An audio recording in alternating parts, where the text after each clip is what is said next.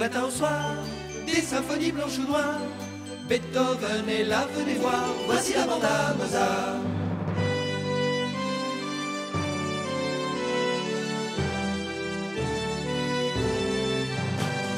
La Chopin derrière son synthé danse sur le clavier.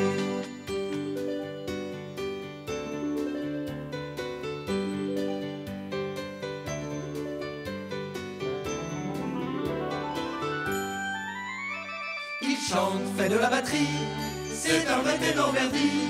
Attention, on va se coucher tard, voici la bande à Mozart.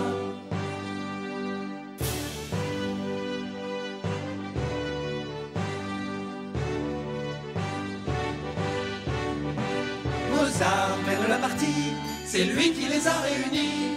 Demain ce seront des stars, voici la bande à Mozart.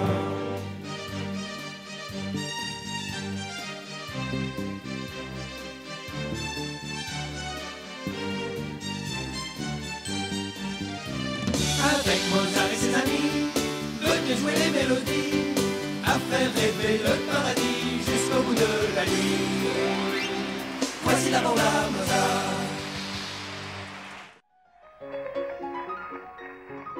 Ah, vous voilà, bonjour mes amis. Vous aimez cette musique? C'est une valse composée par Chopin, alors qu'il avait à peine 25 ans. Il vivait à Paris à cette époque parce que la Pologne était en guerre contre la Russie. C'est peut-être pour ça qu'il était si souvent mélancolique, le pauvre homme.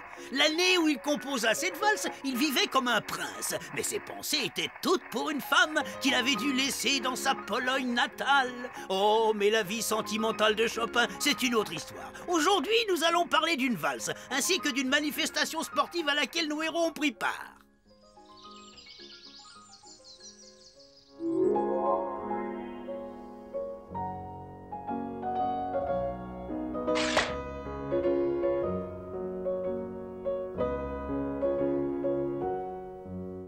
Très bien. Merci Chopin, tu y as mis tout ton cœur mon petit. Ce morceau de musique est d'un côté très joyeux et de l'autre très triste. Est-ce que l'un d'entre vous sait pourquoi on trouve ces deux sentiments dans cette œuvre? Ah, c'est simple. Quand il a composé cette valse, il vivait très heureux à Paris. Mais sa famille, et surtout une femme, Constance Gadwowska, lui manquait terriblement. Voici pourquoi ces deux sentiments se retrouvent dans cette valse. Chopin était capable de composer un morceau très gai, alors que lui était très mélancolique. Bon, lequel d'entre vous veut venir nous jouer ce chef-d'œuvre? Mozart? Mozart? Oh, comment osez-vous arriver en retard à mon cours et habillé comme des chiffonniers? Ce n'est pas une tenue correcte pour se présenter devant moi. Qu'avez-vous à dire pour votre défense? Oh, veuillez nous excuser, professeur Solfa. On n'a pas vu le temps passer. Et quand on s'en est aperçu, on n'avait plus le temps de se changer. C'est la vérité, professeur Solfa. On s'entraînait pour la course qui aura lieu demain. Et si on arrive à battre les autres concurrents, on aura la chance de recevoir le premier prix des mains du grand athlète Clark Biscotto. Ah ouais, oui.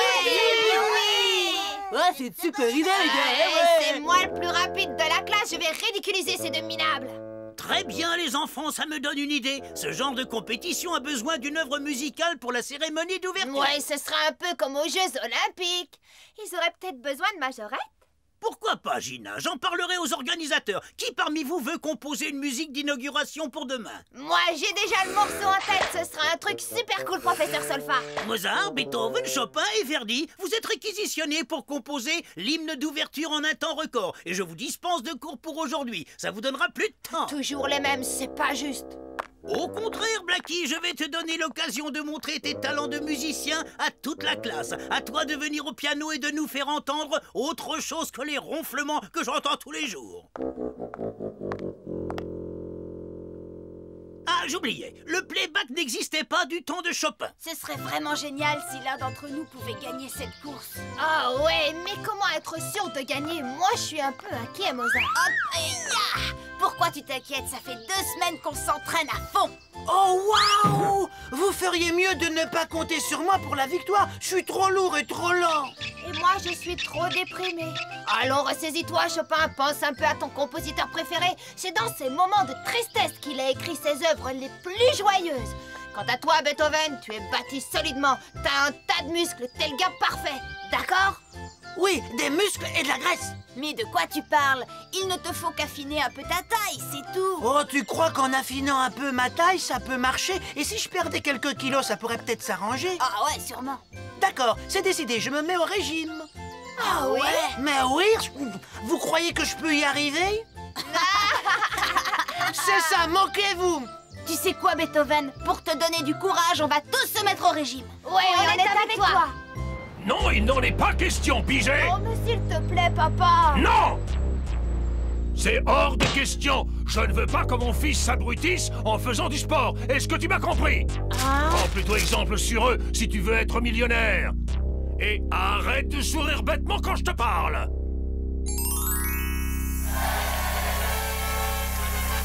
Bon, laisse-moi travailler. J'ai du boulot. J'ai dit laisse-moi travailler. Alors sors d'ici. Papa. Qu'est-ce qu'il y a? Regarde derrière toi, papa. Jette un œil sur la télé. Qui c'est ce type? Lui, c'est le célèbre sportif Clark Biscotto. Dites-moi, Clark, est-il exact que vous vous soyez servi de votre réputation de sportif comme tremplin pour devenir chanteur? Oui, ça m'a beaucoup aidé et mon premier disque vient d'être disque d'or. Et vous en avez vendu beaucoup? 1 million au moins d'un an. Ah!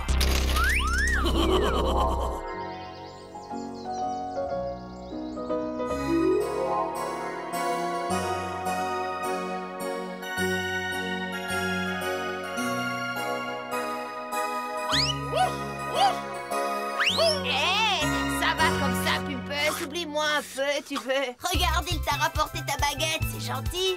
Ah, alors là, c'est super, ça fait une semaine que je la cherche partout. C'est un truc que je lui ai appris. Dès qu'il trouve un objet et qu'il connaît son propriétaire, il le lui rapporte. C'est pour ça qu'il t'a ramené ta baguette. C'est vraiment super. Qu'est-ce que t'en dis, hein? Viens, Pipples, faisons-leur une autre démonstration. Mais c'est vraiment génial. On pourrait peut-être lui apprendre un autre truc, comme porter nos sacs de classe tous les jours. C'est vrai ça, pourquoi on se fatiguerait à ramener ces sacs si Pimples le fait pour nous? Reviens, Pimples, Chopin Verdi plaisantait. Reviens. T'as raison, sauve-toi, sinon tu vas finir comme mulet.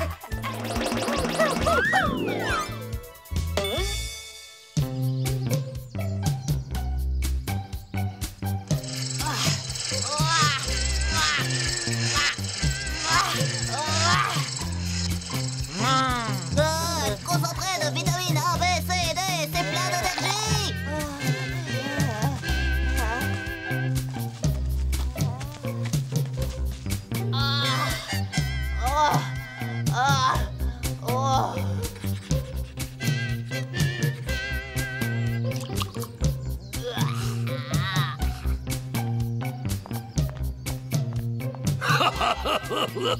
Une fois que Blackie sera devenu un sportif célèbre, il vendra des milliards de disques.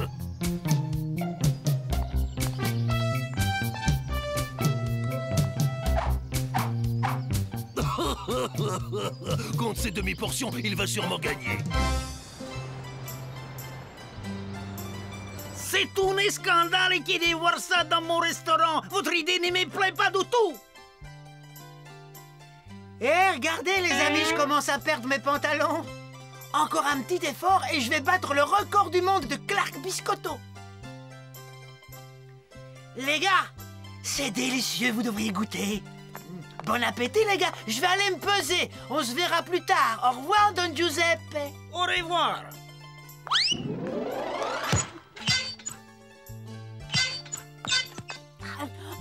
Après tout, je tiens d'abord à ma réputation. C'est une question d'honneur.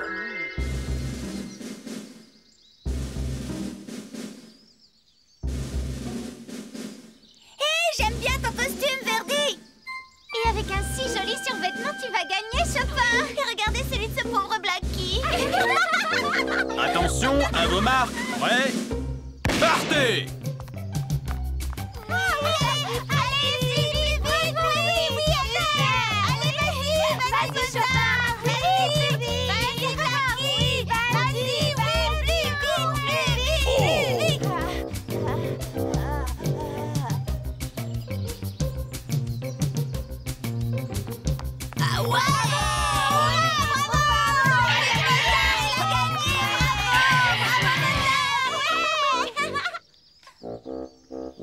C'est de votre faute, Karl. Je ne sais pas ce que vous avez fait à mon fils, mais il était bien trop fatigué avant de prendre le départ. Je veux que vous le remettiez vite sur pied.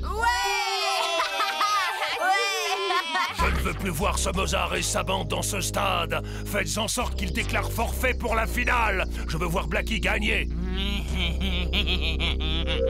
Il reste une demi-heure avant la course. On peut encore s'entraîner. Et quand est-ce qu'on va composer l'hymne pour la cérémonie? Il vaut mieux qu'on aille répéter avant la course. D'accord, mais je vous préviens gentiment, je ne joue pas si les filles sont là. Chopin a raison, Mozart. On ne peut pas se concentrer correctement avec les filles autour de nous. Elles sont trop bavardes. Mais bon sang, bien sûr, on va aller répéter dans notre grange. Comme ça, elles ne nous trouveront pas. Mais pourquoi j'y ai pas pensé plus tôt? Mais c'est pas vrai. Comment t'as su qu'on était ici? C'est incroyable. C'était logique que vous veniez ici. On veut répéter sans être dérangé. Oh, c'est pas possible. Oh, allez les gars, je peux rester avec vous?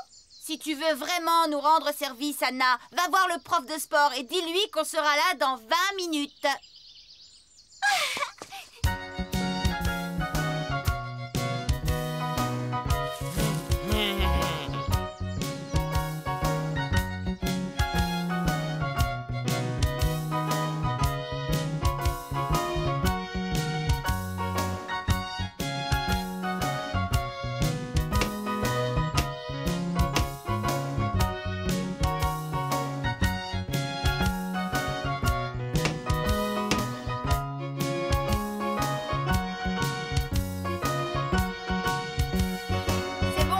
Je crois qu'on est vraiment au point.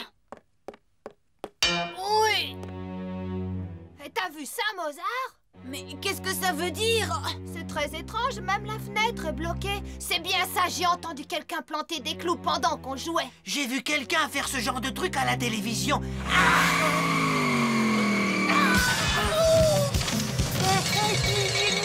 Est-ce que ça va, Beethoven? Réponds-nous! C'est ce qu'on appelle une porte blindée. Et t'aurais pu te casser la tête. Oh bon sang, je vais me sentir Oui, mal. la manière forte n'a pas fonctionné. Comment sortir d'ici? On devrait tous crier le plus fort possible. Mais personne ne va nous entendre, ils sont tous au stade. Ouais, t'as raison. Et le pire, c'est que le départ va être donné dans 20 minutes. Oh non!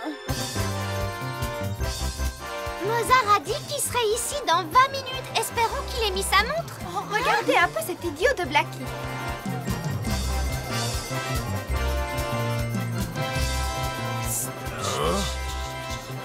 Ils n'auront plus le temps de s'échauffer. Je vais aller à la grange et les ramener avec moi. Non, pas la peine. Je les ai vus dans le vestiaire il n'y a pas 2 minutes. Votre attention, s'il vous plaît, mesdames et messieurs. Nous vous demandons de regagner rapidement votre place. Dans quelques minutes sera donné le départ de la course. Oh non, il faut qu'on sorte rapidement d'ici. Et si on creusait un tunnel, les gars? Ouais, t'as raison. Il ne nous faudra qu'une vingtaine d'années environ. Écoutez, mon père est le seul à ne pas être au stade en ce moment. Il est au restaurant et c'est le seul qui puisse venir nous délivrer. Mais comment faire pour le prévenir? Il suffit de bien nous faire entendre, les gars. Comment veux-tu qu'il nous entende? Je crois avoir trouvé le moyen, Mozart. Tu veux bien nous faire une démonstration? Ah, je commence à comprendre, Verdi.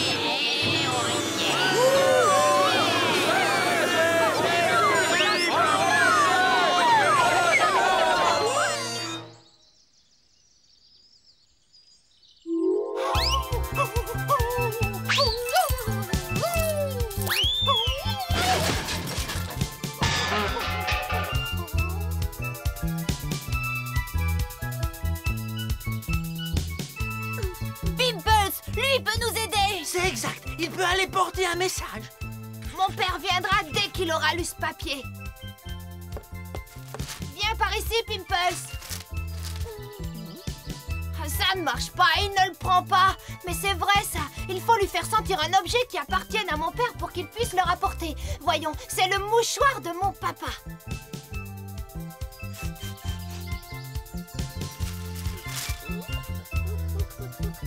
Il est parti droit vers la Traviata. Je vous ai toujours dit qu'il était génial.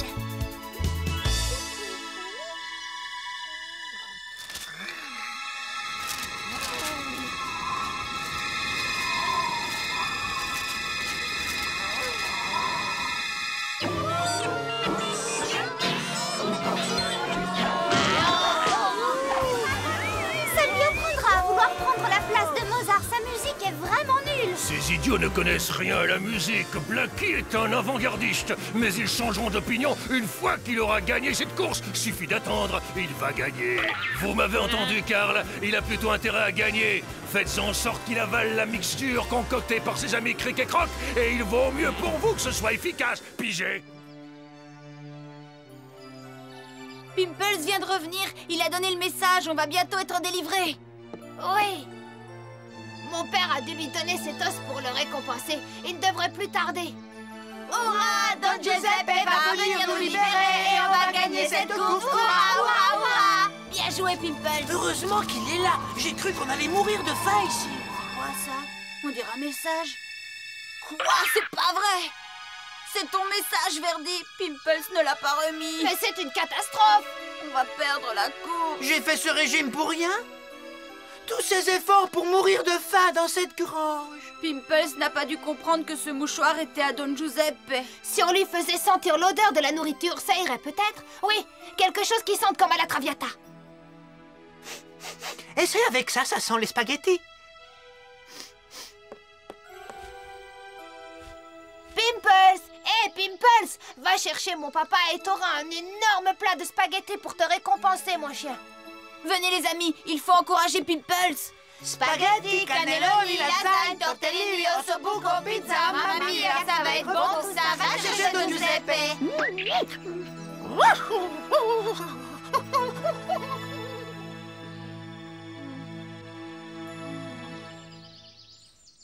Concentré de jus de légumes plus sel minéraux et au prix d'ingrédients top secret. Avale ça de trait, Blackie, et à toi la victoire.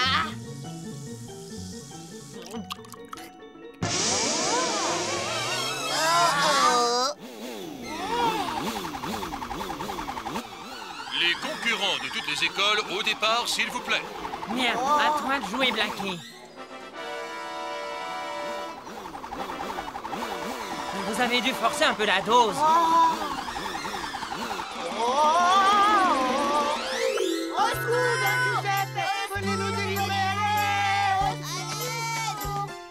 Regardez, Pimples est de retour. Bravo, Pimples.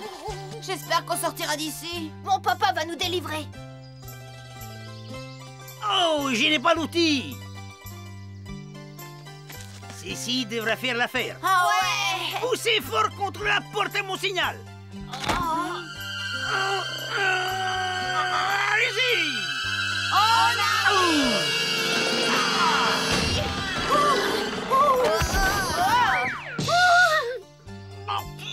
La lumière. Où est passé mon papa? Hein? Ah, il est sous la porte. Alice! Vous êtes libre? On va le conduire à l'infirmerie du stade. Ils pourront le soigner. Allez!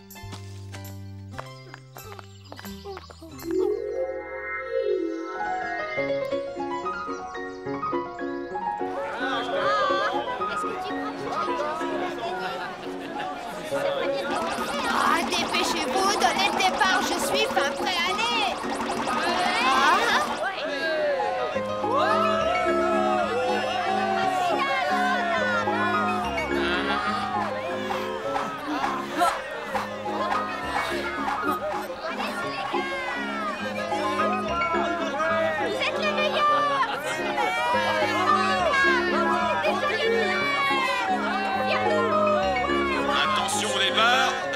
Messieurs, à vos marques, prêts, partez!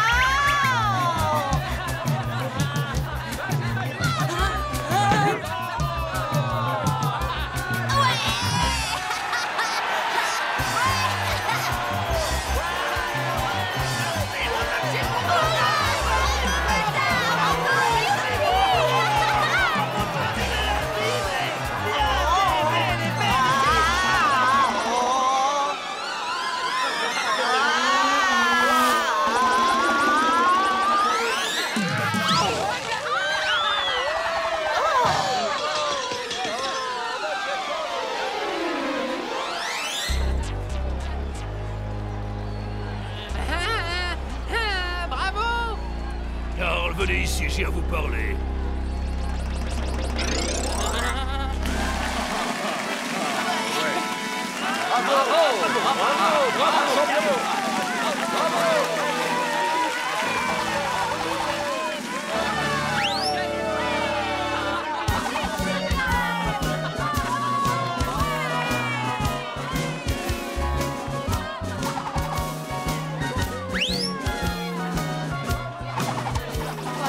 Ça va s'arrêter, je sens plus d'effet. Je ne savais pas qu'il y avait une telle ambiance dans les stades. C'est la première fois que je viens et ça me plaît.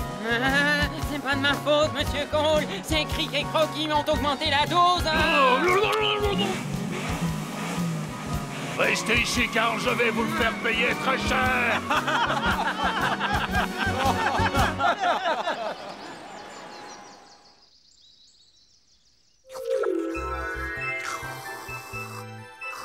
Vas-y, régale-toi, Pimples, tu l'as bien mérité, bon chien. Ouais, vas-y, Pimples, sans toi, on serait toujours prisonniers. On n'aurait pas gagné cette course et Clark Biscotto n'aurait pas choisi notre musique pour son prochain disque. Vous vous rendez compte? Sans lui, on ne serait toujours pas sortis de la grange. Hein, et quoi? c'est Blacky qui aurait gagné cette belle course.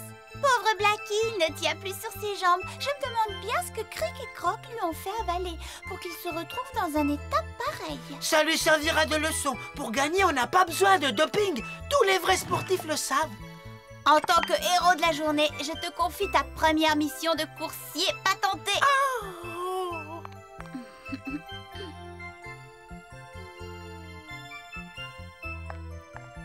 Allez, vas-y. Apporte le collier à Anna.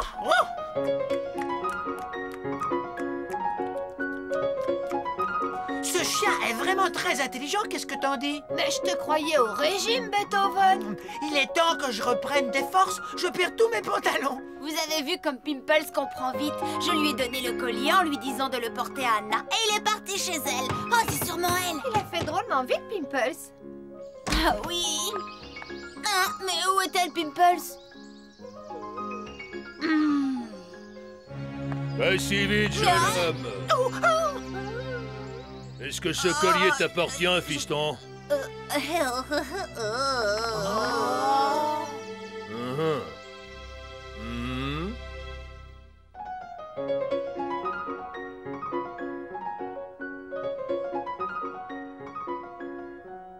Chopin a composé environ 20 valses. Et j'ai bien dit environ, les enfants, parce qu'on en a découvert une il n'y a pas très longtemps, et je suis certain qu'on en découvrira d'autres dans le futur. Alors cherchons tous de nouvelles valses de Chopin.